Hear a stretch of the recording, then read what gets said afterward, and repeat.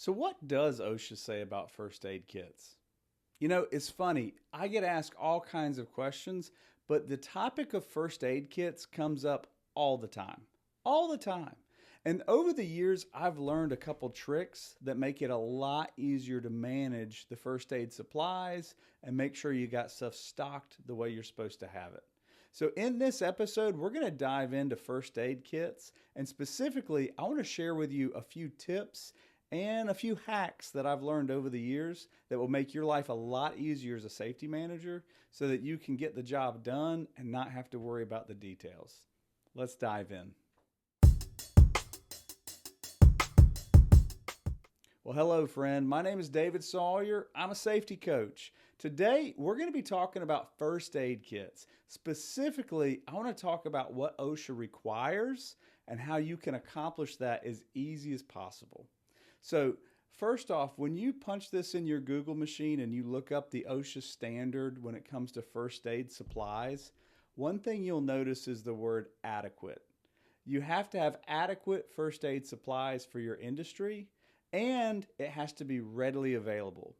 So to me, I pick out those two words. It's got to be adequate, we got to have the right stuff, and it's got to be readily accessible. It's got to be in an area where we can get to it quickly, and it's not behind a lock and key. It's not where we can't get to it. It's got to be accessible. So those seem like easy things to address, but it really depends on the size of your organization. So if you're watching this and you have less than 50 employees, it's probably going to be pretty easy to put a few first aid kits out in the right areas and be able to manage them. But I have some clients I work with that have over 1,000 employees. And first aid kits is just one of those things that it is hard to keep up with because you constantly have a churn of employees and you have a lot of people that aren't completely honest. And so they can clean out a first aid kit, take a bunch of bandages home, and I would never think of doing that. And you probably would never think of doing that, but unfortunately, sometimes you got to manage around people like that. So some companies will lean into using an outside service, and there's nothing wrong with using an outside contractor to come in and manage your first aid kits. Oftentimes, you might be using a contractor to do your AED or maybe your first aid training. And so you know what, if you can handle CPR and AEDs, and yeah, come on in, you can take care of our first aid kits. But what I've discovered is if you can do it in-house, you can do it a lot cheaper. You can do it a lot more efficiently. You see, when you hire it out to somebody to come inspect your first aid kits, you're kind of pushing it off on somebody else, and they charge you for that. It can be a very expensive service. So in this video, I want to talk about exactly what you can do to simplify the process. So the first thing we were going to discuss is where should you have first aid kits? Where do they need to be put? Well, you need to have them accessible. So they need to be somewhere where employees know where they are. They should have a clear sign. They should be clearly marked. They shouldn't be blocked.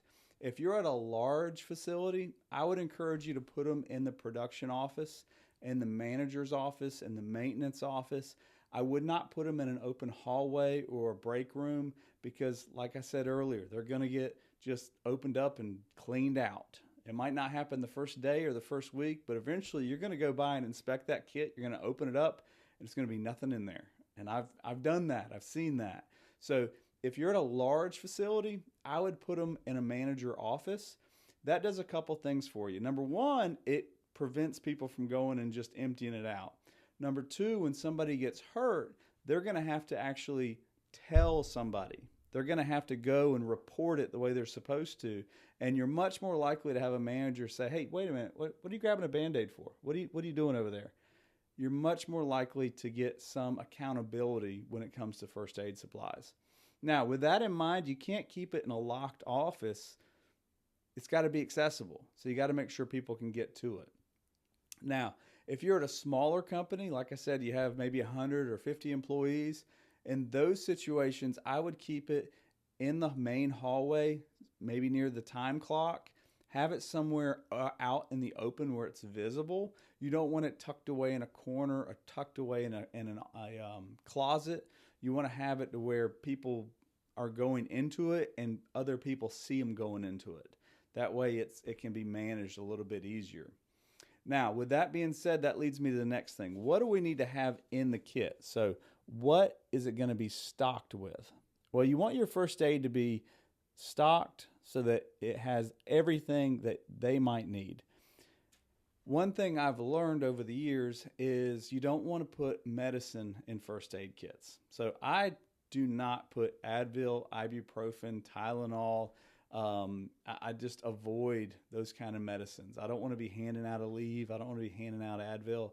I mainly stick to what's going to go with first aid. So cuts, we're going to have bandages, we're going to have gauze, we're going to have a pair of tweezers to pull out splinters, we're going to have a little bottle of eye wash if we need to wash our eyes out. So just the essentials when it comes to first aid. If you're in an area where you could have burns, you might want some burn gel in there, some burn cream.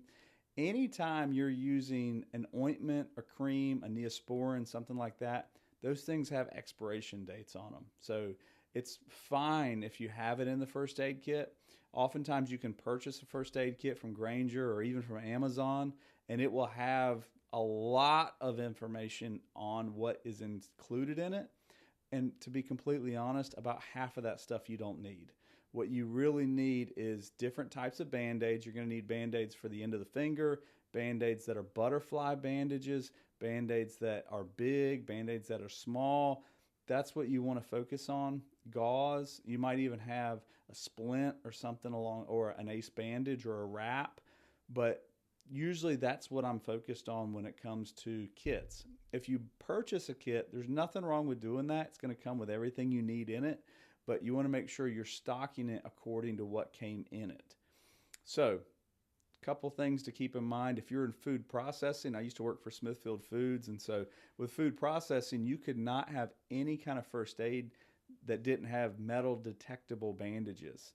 So you had to make sure you had the right kind of bandages in the kit to account for people that might be using it. So that's something to keep in mind. Also, do not forget nitrile gloves. You want to have nitrile gloves near every first aid kit. I always stick them on top of the kit. That way they're visible. If anyone has to do first aid, they got a pair of gloves right there that they can put on, and that way even the smallest little bit of blood is going to be protected with those nitrile gloves. Now, the third piece of the puzzle, you're going to have to do regular inspections on first aid kits. Now, this can be delegated out to somebody else. Oftentimes, I'm doing this first aid kit inspection the same time I'm inspecting fire extinguishers, emergency lights, eye wash stations. I just simply add first aid kits onto the list. But what you want to have is some sort of diagram or a locator that you can find where the kits are at your facility. Again, a small facility, you might just have one or two, maybe 3 kits at the most, and you're going to keep them, near the main office or near the area where somebody would possibly get cut or get hurt on the floor. So those are relatively easy to spot. If you have over 1,000 employees, you could have dozens of first aid kits. And so again, you want to be checking these things regularly. I was at a company just this past week, and one of the safety techs was telling me, he said, look, I inspect it every week because they're going through this stuff so quick. And again, are they getting hurt?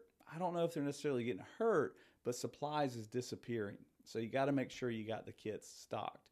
If you have a kit that you're not using, take it off the wall. Do not just have an empty kit up. It needs to be cleaned out and taken off the wall. Now, the fourth thing, let me go back to inspections just for a second. So when you do the inspections, I always recommend doing it at least once a month. So a monthly inspection 12 times a year, that's kind of the standard. If you're doing more, that's okay. If you're doing less, it's probably not enough. You need to do at least once a month. Now, number 4, your first aid kit is a great place to post accident reporting information. So what you want is a cheat sheet. Right beside your first aid kit, you got a cheat sheet that's going to tell you who your accident responders are, who's trained in first aid CPR, who to contact in the event of an accident, how to contact the urgent care. You want to have a list of accident reporting information Sometimes you'll even have a QR code where somebody can take their phone and they scan it in, and then they can fill out an accident report right then and there. Sometimes you have a QR code, but then you don't have any cell service, so it's kind of worthless. So if you're putting QR codes on your information, make sure it actually works where you are. If you're inside of a Fort Knox or a cinder block house, it might not get good reception. So make sure you have all information posted near the first aid kits. It's also a great way to keep things updated every year when you're updating it, because all your information's in one spot. So first aid kit is going to have updates for who is an accident responder. It's going to have information on the nearest urgent care, or where would you go in the event of an accident, how to report an accident, and any other information. Like, you're going to keep an AED nearby. You might have phone numbers for managers, or if you have second shift or third shift employees, you're going to make sure you clarify who they're going to contact during their shift if they have an on-call phone number or something like that. So again, things to think about for your specific facility. Think about your company, think about your employees, think about accidents that have happened in the past. Now, this is where I get to the good stuff. If you stuck around to this far in the video, the bonus that I want to share with you now, man, this is priceless. It's so helpful when you go to do an audit and you can tell what's in the cabinet and what isn't in the cabinet. So here's what I'm going to tell you. Once you get your cabinet set up the way you want it, either you purchased it or you're supplying your own stuff, you have your cabinet exactly like you want it, you snap a picture, you print the picture, you laminate the picture, and you put it on the inside of the door. That way, when you're doing your monthly inspection, if you open it up and it looks like, okay, they got everything, what are they missing? They got an empty spot here. I don't know what goes there. Well, if you label the shelves, things are going to get mixed around. It always happens. But if you take a picture and you have the picture there, when you open up the door, you can look at that picture and really quickly you can say, well, this doesn't look like the picture. Here's what's missing. And then you can go back to your supply shelf, the closet where you have extra supplies, and you can make sure that you stock that exactly the way it's supposed to be every month. Then you order new supplies based off of what is coming out of your stock supplies. So you should only be ordering supplies about once a quarter, because you're going to have enough on the shelf to handle kits as you're doing inspections. So just to kind of clarify that in case you have any questions, what you're going to be doing is you make sure that you have a picture of what it's supposed to look like on the inside, and then you can actually make sure you're stocking it out of a cabinet, and then you fill that cabinet up. If you hire an outside company to do this, you still have to manage them. You still have to manage them. I've had companies where they don't do anything except come in, they look at the cabinet, and they walk back out. Now, there's some great companies out there, but there's some not so great companies. So still, even if you're not inspecting every month and you kind of outsource this to another company, take the time to make sure that you are managing them so that you have the right stuff. What you don't want to have is for somebody to have an accident, especially on second shift. Nobody's around. They go to the cabinet and there's nothing in there. That's bad for everybody. So, a couple things to run down. I'm just going to do a quick review while I got you here. The first thing is make sure your kits are where they're accessible. Make sure people can get to them even on second or third shift, and make sure that they're stocked with what needs to be stocked. I'll expand on this real quick. Ideally, every kit has the same items. You don't want to have a kit in the office that has just a few Band-Aids and then have a kit on the production floor that is just overflowing with Band-Aids. Ideally, you want to have the same information and the same material at every kit.